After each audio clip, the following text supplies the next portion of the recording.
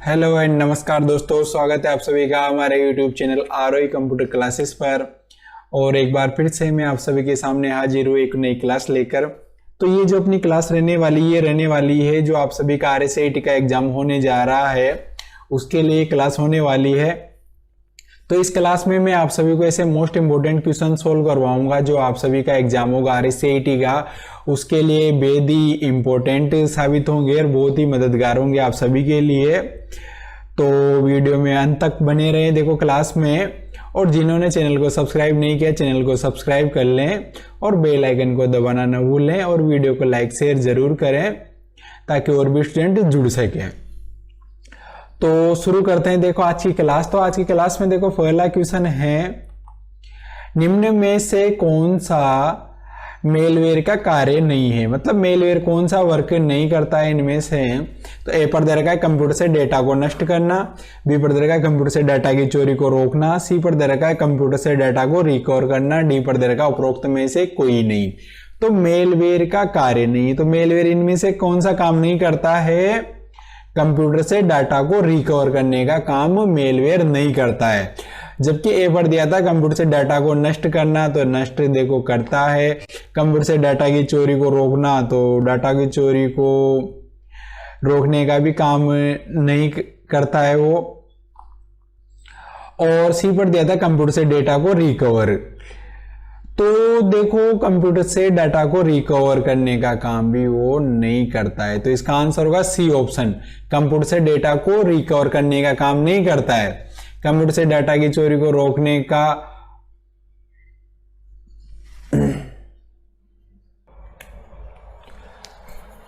तो देखो कंप्यूटर से डेटा की चोरी को रोकता भी नहीं है क्योंकि खुद ही डेटा चोरी करता है वो। तो इसका आंसर होगा सी ऑप्शन, कंप्यूटर से डेटा को रिकवर करना, रिकवर करने का काम नहीं करता है देखो वो। तो इसका आंसर होगा सी ऑप्शन। जबकि डी पर दिया था उपरोक्त में से कोई नहीं, तो उपरोक्त में से कोई नहीं इसलिए नहीं होगा क्योंकि सी ऑप्शन अपने को मिल गया है यहाँ पर। कंप्यूटर से डाटा को रिकवर यानी रिकवर करने का काम वो मेलवेयर नहीं करता है। अगला क्वेश्चन नंबर 2 देखो क्या है, निम्न में से कौन सा सॉफ्टवेयर आपके कंप्यूटर की जासूसी करता है एवं आपसे संबंधित सूचनाओं का आदान प्रदान करता है। यानी कौन सा सॉफ्टवेयर है जो आपके कंप्यूटर की जासूसी करता है और आपसे संबंधित सूचनाओं का आदान प्रदान करता है। तो ए पर दे रखा है ट्रोजन हॉर्स, बी पर दे रखा वायरस, सी पर दे रखा है स्पाईवेयर और डी पर दे रखा है उपरोक्त सभी। तो इसका आंसर होगा सी ऑप्शन, स्पाईवेयर। तो जो स्पाईवेयर होता है वो आपके कंप्यूटर क्या करता है, जासूसी करता है और आपकी सूचनाओं को दूसरी जगह पहुंचाता है। तो इसका आंसर होगा सी ऑप्शन, स्पाईवेयर इसका सही आंसर हो जाएगा क्वेश्चन नंबर 2 का। अगला क्वेश्चन नंबर 3, मोशन पथ क्या है। तो ए पर दे रखा स्लाइड को बढ़ाने का एक तरीका, बी पर दे रखा एनिमेशन एंट्रेंस इफेक्ट का एक प्रकार, सी पर दे रखा एक स्लाइड पर आइटम्स को मूव करने की एक विधि, डी पर दे रखा है दिए गए सभी। तो मोशन पथ क्या है, तो मोशन पथ का आंसर होगा सी ऑप्शन, एक स्लाइड्स पर आइटम्स को मूव करने की, यानी वो जो भी आपने ऑब्जेक्ट ले रखे हैं स्लाइड पर उनको मूव कराता है, उन्हें आप लेफ्ट राइट टर्न जैसे अपनी मर्जी के अनुसार टर्न करा सकते हो, मूव करा सकते हो। जबकि ए पर दिया था स्लाइड को बढ़ाने का तरीका, तो बढ़ाने का तरीका नहीं है। एनिमेशन एंट्रेंस इफेक्ट एंट्रेंस का नहीं है एनिमेशन का। तो इसका आंसर होगा सी ऑप्शन, एक स्लाइड पर आइटम्स को मूव करने की विधि मोशन पथ। डी उपरोक्त सभी नहीं होगा क्योंकि सी में आंसर दे रखा है। अगला क्वेश्चन नंबर 4 कि देखो क्या है, एक स्लाइड शो में स्लाइड चेंज होने पर डिस्प्ले के लिए अप्लाइड इफेक्ट्स है। यानी एक स्लाइड शो में स्लाइड चेंज होने पर, यानी एक स्लाइड से जब आप दूसरी स्लाइड पर जाओगे तो जो इफेक्ट चेंज होते हैं उन्हें क्या बोलते हैं, अप्लाइड इफेक्ट। यानी कौन से इफेक्ट लगाए जाते हैं। तो ए पर दे रखा है कस्टम ट्रांजिशन, बी पर दे रखा है स्लाइड ट्रांजिशन, सी पर दे रखा है कस्टम एनिमेशन, डी पर दे रखा है स्लाइड एनिमेशन। तो देखो उन्हें बोलते हैं स्लाइड ट्रांजिशन। क्या बोलते हैं उन्हें, स्लाइड ट्रांजिशन। तो इसका आंसर होगा बी ऑप्शन। यानी जब भी अगर आप एक स्लाइड से दूसरी स्लाइड पर अगर आप क्या करते हो, मूव करते हो, यानी एक स्लाइड से दूसरी स्लाइड पर जाते हो, तो जो अप्लाई इफेक्ट मतलब जो इफेक्ट आप लगाते हो उन्हें क्या बोलते हैं, स्लाइड ट्रांजिशन बोलते हैं। स्लाइड चेंज होने पर जो इफेक्ट आएंगे वो कौन से आएंगे, स्लाइड ट्रांजिशन आएगा। तो इसका आंसर होगा बी ऑप्शन। अगला क्वेश्चन नंबर 5 देखो क्या है, एक वर्कशीट में रो तथा कॉलम के टाइटल को होल्ड करने के लिए, यानी रो और कॉलम जो होते आपके हेडिंग्स उन्हें आपको होल्ड करना है, मतलब फ्रीज करना है। तो उसके लिए कौन सा कमांड प्रयोग में आएगा, ऑप्शन काम में आएगा। तो ए पर देखा होल्ड टाइटल कमांड, बी पर देखा स्प्लिट कमांड, सी पर देखा फ्रीज पेन कमांड और डी पर देखा अनफ्रीज पेन कमांड। तो इसका आंसर होगा C option, freeze pane command. कौन सा कमांड, फ्रीज पेन कमांड जो होता है, इसे आप फर्स्ट रो को और फर्स्ट कॉलम को या फिर अपनी इच्छा अनुसार भी आप जहां से चाहो वहां से आप फ्रीज कर सकते हैं, यानी वो स्थिर रहेंगे। वर्कशीट को जब भी स्क्रॉल करोगे तो दिखाई देंगे आपको। और ये कौन से टैब में आता है, ये आता है व्यू टैब के अंदर। कौन से टैब में, व्यू वाले टैब में आता है। अगला क्वेश्चन नंबर 6 देखो क्या है कि आप विंडोज स्टोर से क्या कर सकते हैं। विंडोज स्टोर से क्या कर सकते हो, तो ए पर दे रखा ऐप डाउनलोड कर सकते हैं, बी पर दे रखा वीडियो डाउनलोड कर सकते हैं, सी पर दे रखा गेम डाउनलोड कर सकते हैं, डी पर दे रखा उपरोक्त सभी कर सकते हैं। तो देखो आप विंडोज स्टोर से ऐप डाउनलोड कर सकते हो, बी पर देखा वीडियो डाउनलोड कर सकते हो, सी पर देखा गेम डाउनलोड कर सकते हो। तो इसका आंसर होगा डी ऑप्शन, उपरोक्त सभी अपन कर सकते हैं। तो इसका आंसर होगा डी, उपरोक्त सभी। डी ऑप्शन इसका सही आंसर हो जाएगा। अगला क्वेश्चन नंबर 7 देखो क्या है, किसी विषय पर सर्च करते समय का उपयोग करते समय जो सूचना प्राप्त होती है वो डेटाबेस जैसी संरचना में व्यवस्थित होती है। यानी किसी टॉपिक पर अगर आप सर्च करते हो, सर्च करते समय तो किसका उपयोग करते समय जो सूचना प्राप्त होती है वो डेटाबेस जैसी संरचना में व्यवस्थित होती है, यानी डेटाबेस प्राप्त हो जाता है, आपको एक सूचना प्राप्त होती है। तो ए पर दे रखा है एपलेट, बी पर दे रखा है स्पाइडर, सी पर दे रखा है इंडेक्स, डी पर दे रखा है सर्च इंजन। तो देखो इसमें इसका आंसर ए ऑप्शन पर एपलेट भी नहीं होगा, बी पर स्पाइडर भी नहीं होगा, सी पर इंडेक्स भी नहीं होगा। इसका आंसर क्या होगा, D option, search engine. Search engine का प्रयोग करते हो नहीं करते हो आप कोई भी सूचना को सर्च करने के लिए, तो इसका आंसर होगा डी ऑप्शन, सर्च इंजन। अगला क्वेश्चन देखो, ऑनलाइन या नेट बैंकिंग के ऑनलाइन बैंकिंग या नेट बैंकिंग के उपयोग हेतु क्या आवश्यक है, यानी अगर आपको ऑनलाइन इंटरनेट बैंकिंग यूज में लेनी है तो उसके लिए क्या जरूरी है। तो ए पर दे रखा है पासवर्ड, बी पर दे रखा है उपयोगकर्ता आईडी यूजर नेम और पासवर्ड, सी पर दे रखा है उपयोगकर्ता आईडी यूजर नेम, डी पर दे रखा है इनमें से कोई नहीं। तो देखो इसका जो सही आंसर है वो होगा बी ऑप्शन, उपयोगकर्ता आईडी यूजर नेम और पासवर्ड। यानी क्या चीज चाहिए आपको, एक तो चाहिए आपको यूजर नेम, क्या चाहिए आपको यूजर नेम, और क्या चाहिए आपको पासवर्ड। दो चीज चाहिए होती है, यूजर नेम और पासवर्ड, यूजर नेम और क्या चाहिए आपको, पासवर्ड चाहिए। जबकि ओनली पासवर्ड से नहीं खोल सकते आप, ओनली यूजर नेम से भी नहीं खोल सकते, डी पर दिया था इनमें से कोई नहीं, तो ये भी गलत होगा। क्या होगा, यूजर नेम और पासवर्ड, बी पर जो दे रखा है। तो इसका आंसर होगा बी ऑप्शन। अगला क्वेश्चन, यह फोल्डर आपके द्वारा डिलीट की गई फाइल्स और फोल्डर्स को टेम्परेरी स्टोर करता है। यानी अगर आपने कंप्यूटर में से कोई भी फाइल फोल्डर को डिलीट कर दिया है तो कहां पर चला जाएगा। तो ए पर दे रखा इनबॉक्स, बी पर दे रखा रिसाइकल बिन, सी पर दे रखा फोल्डर, डी पर दे रखा उपरोक्त में से कोई नहीं। तो देखो इसका जो सही आंसर होगा बी ऑप्शन, रिसाइकल बिन। यानी अगर आप कंप्यूटर में कोई भी फाइल फोल्डर कुछ भी अगर आप क्या करते हो डिलीट, तो वो डिलीट होते कहां चला जाएगा, वो चला जाएगा रिसाइकिल बिन में। कहां चला जाएगा, रिसाइकिल बिन। ऐसा कचरे का डिब्बा आता है एक वहां पर, ठीक है, कचरे का डिब्बा होता है, इसमें कचरा मतलब कि आपने जो भी फाइल वगैरह डिलीट की है वो वहां पर भर जाती है। अगला क्वेश्चन नंबर 10, बिना खाली जगह दे रखी कि कोई भी कंप्यूटिंग डिवाइस काम नहीं करते, मतलब किसके बिना कोई भी कंप्यूटिंग डिवाइस वर्क ही नहीं करेगी। तो ए पर देगा डेटाबेस मैनेजमेंट, बी पर देगा ऑपरेटिंग सिस्टम, सी पर देगा माइक्रोसॉफ्ट ऑफिस और डी पर देगा एप्लीकेशन सॉफ्टवेयर। तो किसके बिना भाई आपकी कंप्यूटिंग डिवाइस वर्क नहीं करती है, तो इसका आंसर होगा बी ऑप्शन, ऑपरेटिंग सिस्टम, जिसे क्या बोलते अपन, ओएस बोलते, ओएस ऑपरेटिंग सिस्टम। तो बिना किसी भी ऑपरेटिंग सिस्टम के कंप्यूटिंग डिवाइस वर्क नहीं करेगी आपकी। तो इसका आंसर होगा बी ऑप्शन, ऑपरेटिंग सिस्टम। बिना ऑपरेटिंग सिस्टम के कोई भी कंप्यूटिंग डिवाइस वर्क नहीं करेगी। अगला क्वेश्चन नंबर 11 क्या है, प्रधानमंत्री जनधन योजना भारत सरकार द्वारा कब प्रारंभ हुई। ए पर दे रखा है अगस्त 2015, बी पर दे रखा है अगस्त 2014, सी पर दे रखा है सितंबर 2014 और डी पर दे रखा है सितंबर 2015। तो प्रधानमंत्री जनधन योजना की शुरुआत कब हुई थी भारत सरकार ने? तो ये शुरुआत हुई थी अगस्त 2014 में। अगस्त 2014 में प्रधानमंत्री जनधन योजना की शुरुआत हुई थी। प्रधानमंत्री श्री नरेंद्र मोदी जी ने शुरुआत की थी इसकी, प्रधानमंत्री जनधन योजना की, अगस्त 2014 में। अगला क्वेश्चन नंबर 12, डोमेन नाम के पीछे डॉट के बाद आने वाले आखिरी भाग को कहा जाता है?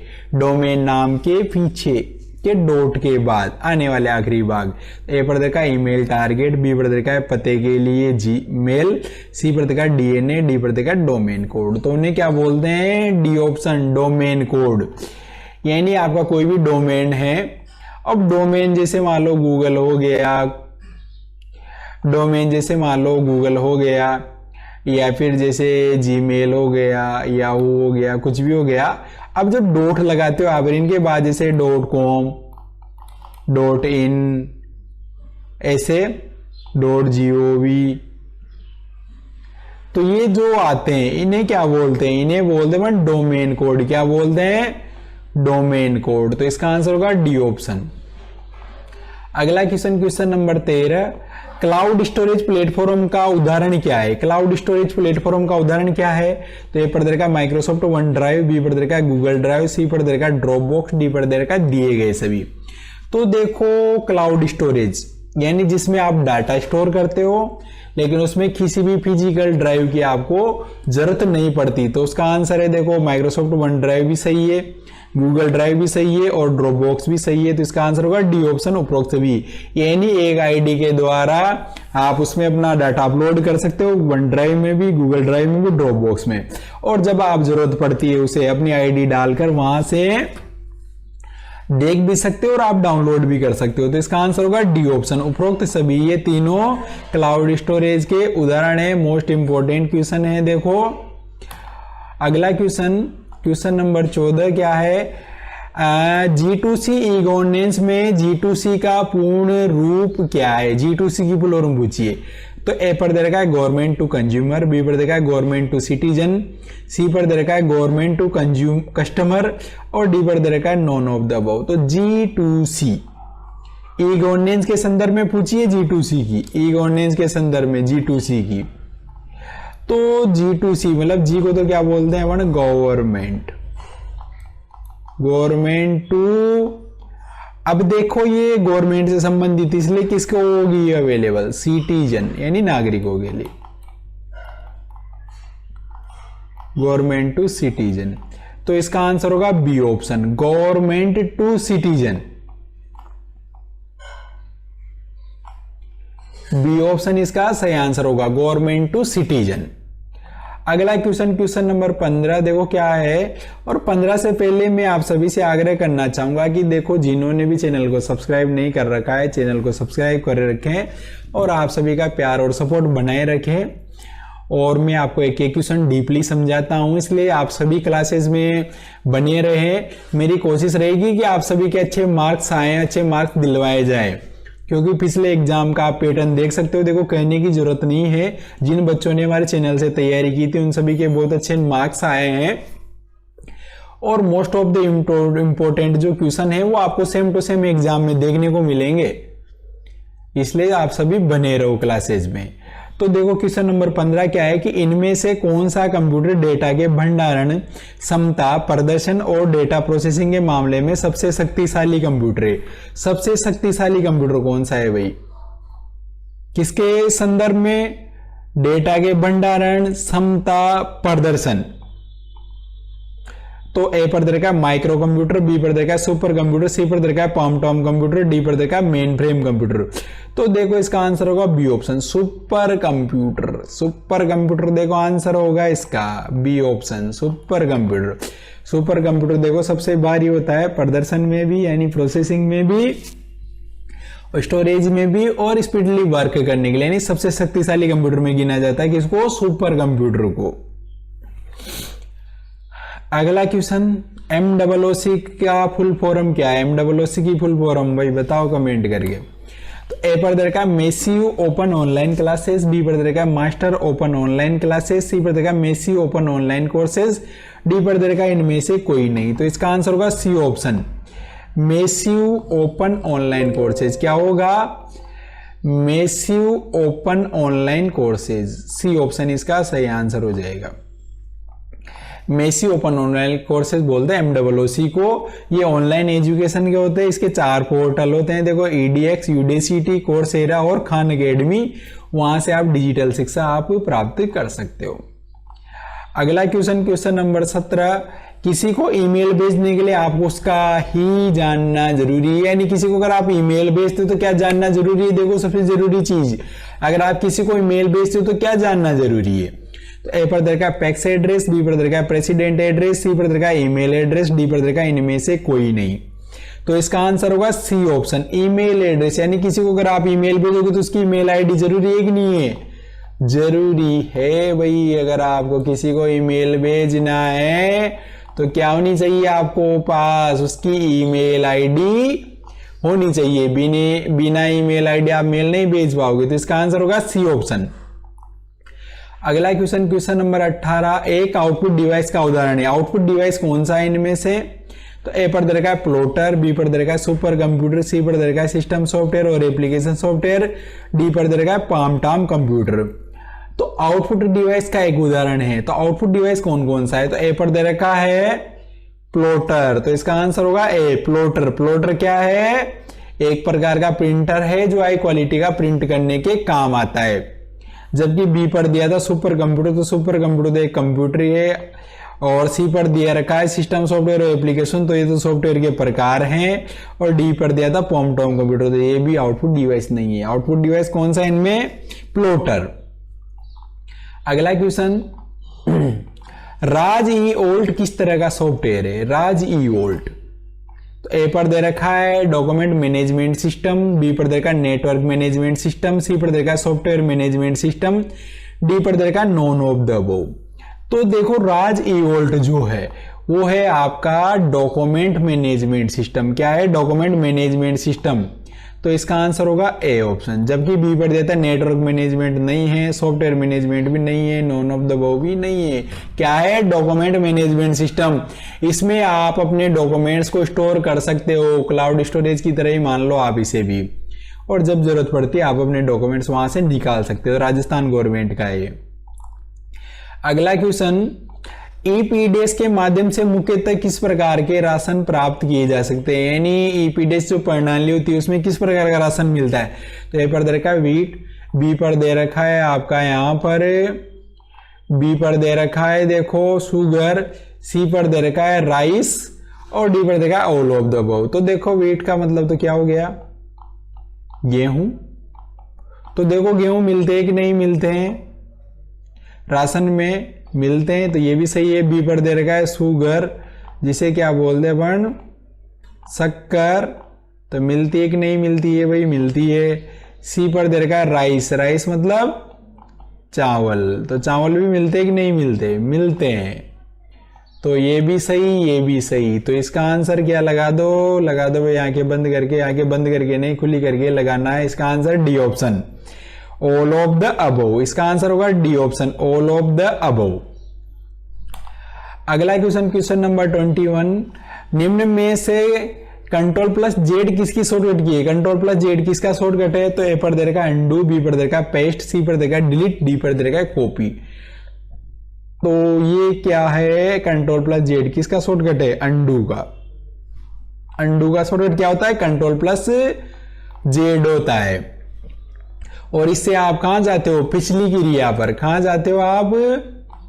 पिछली क्रिया, यानी लास्ट वर्क जो किया था, पिछली क्रिया आपने जो भी की थी उस पर जा सकते हो आप कंट्रोल प्लस जेड दबाकर, और उसे क्या बोलते हैं? अंडू बोलते हैं।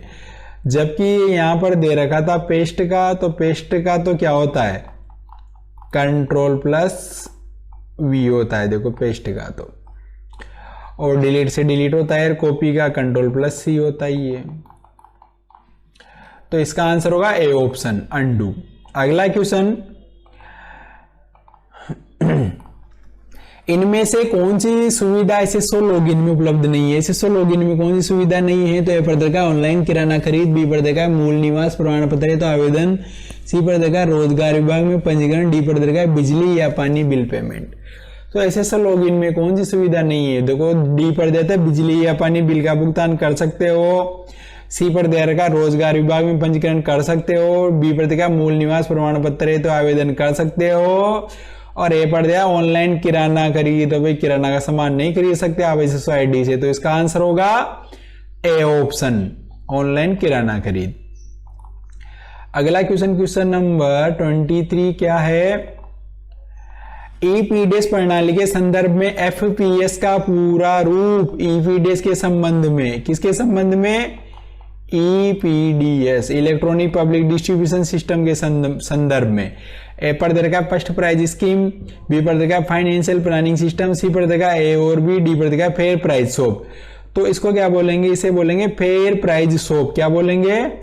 फेयर प्राइज शॉप, जिसे आप क्या बोलते हो? देखा होगा आप सभी राशन लेने जाते हैं तो वहां दुकान पर क्या लिखा होता है? वहां पर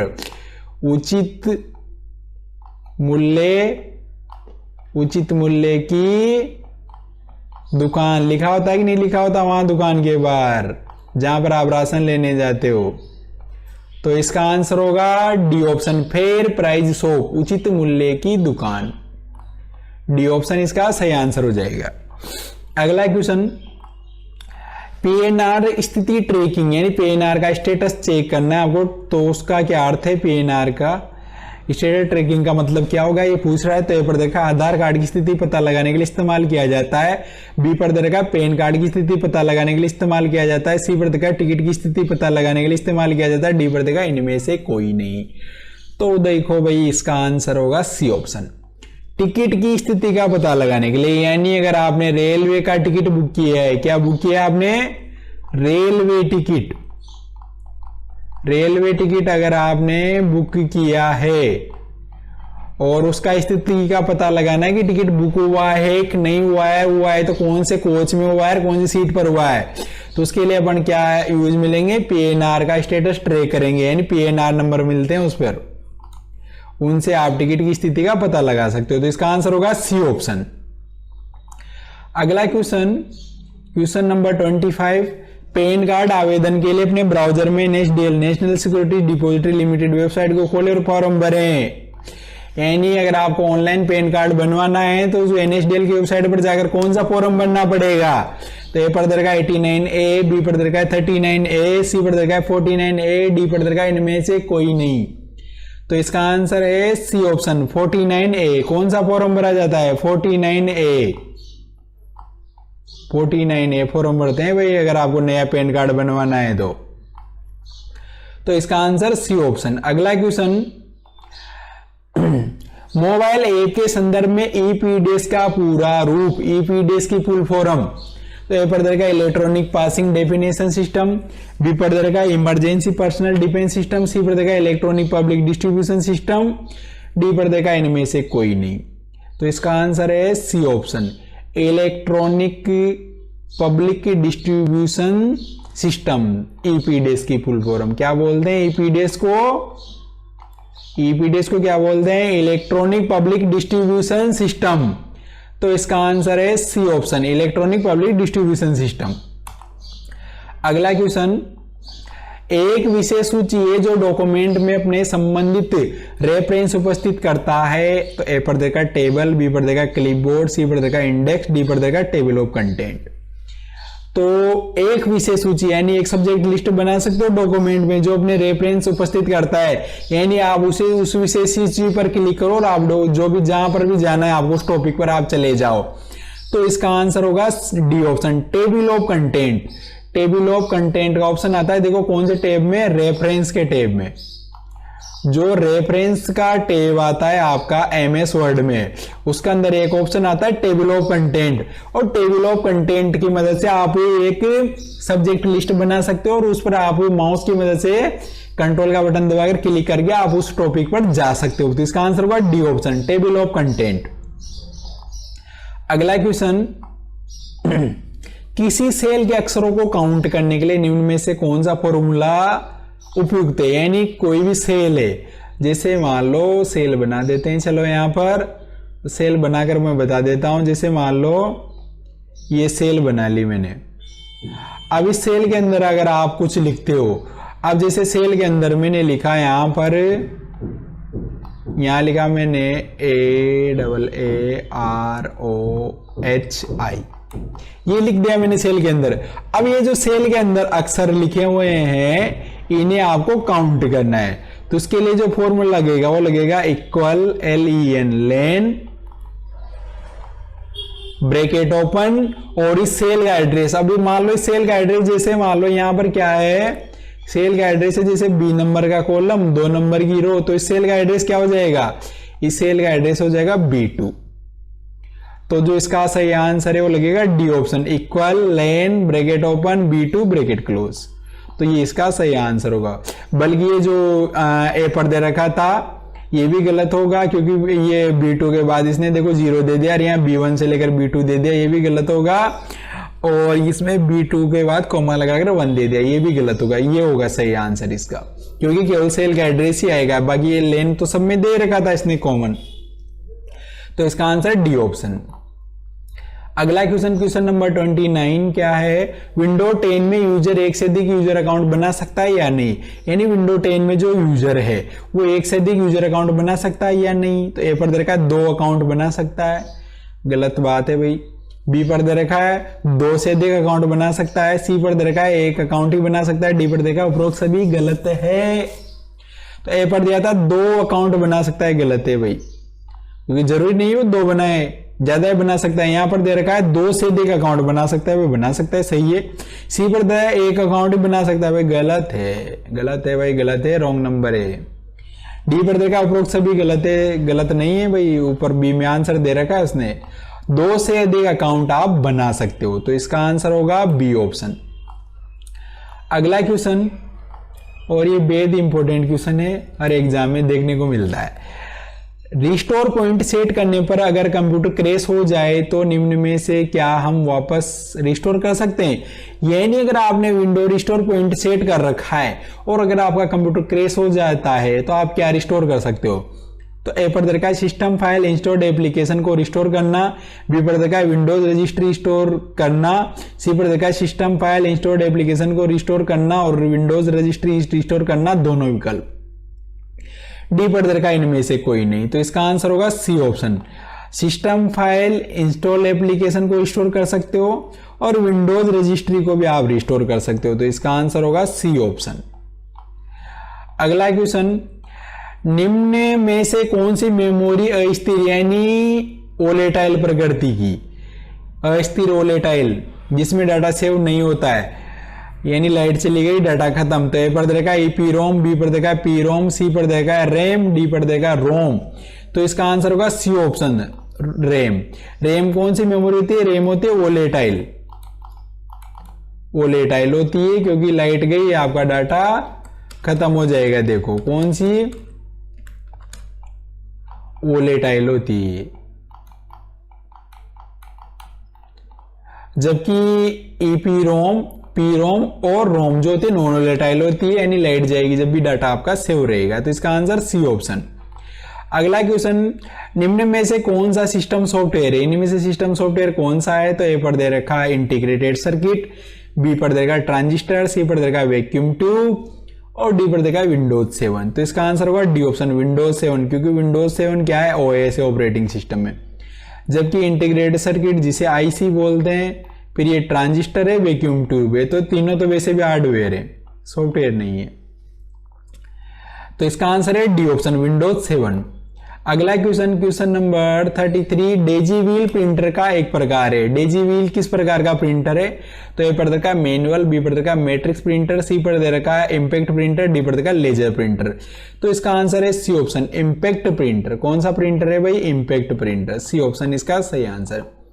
अगला क्वेश्चन, क्वेश्चन नंबर 34 क्या है, निम्न में से कौन सी मेमोरी प्रति सेकंड कई बार रिफ्रेश होती है, यानी हर सेकंड में जो रिफ्रेश होती रहती है वो कौन सी मेमोरी है। तो ए पर देखा रोम, बी पर देखा रैम, सी पर देखा डायनेमिक रैम, डी पर देखा ईपी रोम। तो इसका answer C option, dynamic RAM. कौन सी रैम, डायनेमिक जो रैम होती है वो प्रति सेकंड कई बार रिफ्रेश होती है, तो इसका आंसर सी ऑप्शन डायनेमिक। अगला एंड लास्ट क्वेश्चन, निम्न में से कौन सा सॉफ्टवेयर के दो प्रमुख प्रकार, यानी सॉफ्टवेयर के दो प्रमुख प्रकार, और सॉफ्टवेयर वैसे भी होते दो प्रकार के ही हैं।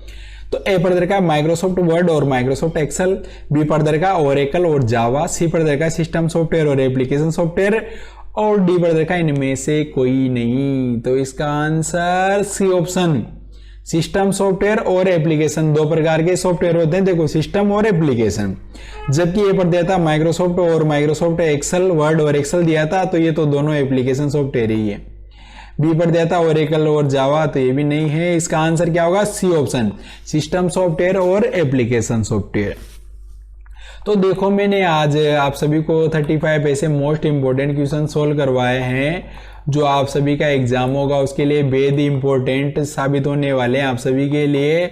और पिछली क्लासों में भी जो हमारे चैनल से तैयारी की थी, जिन्होंने भी ROE computer classes YouTube channel से, उन सभी स्टूडेंट्स के बहुत अच्छे मार्क्स आए थे। तो आप सभी भी बने रहो, मेरी कोशिश रहेगी कि आप सभी को अच्छे मार्क्स दिलवाए जाए। मेरी कोशिश एकदम बिल्कुल परफेक्ट रहेगी आप सभी के लिए। एक एक क्वेश्चन ऐसा रहेगा कि आप सभी को देखने को मिले, मतलब मोस्ट इंपॉर्टेंट, और हर क्वेश्चन को अपन डीपली पढ़ाते हैं यहाँ पर चैनल पर। तो आप सभी बने रहें और अब आपका प्यार और सपोर्ट बनाए रखें। और जिन्होंने चैनल को सब्सक्राइब नहीं कर रखा है, देखो सब्सक्राइब कर ले और वीडियो को लाइक और शेयर करना न भूले ताकि सभी की मदद हो जाए। और मेरा उद्देश्य है कि आप सभी को अच्छी शिक्षा दी जाए, अच्छे मार्क्स दिलवाए जाए। तो सभी बने रहो चैनल पर। Thank you.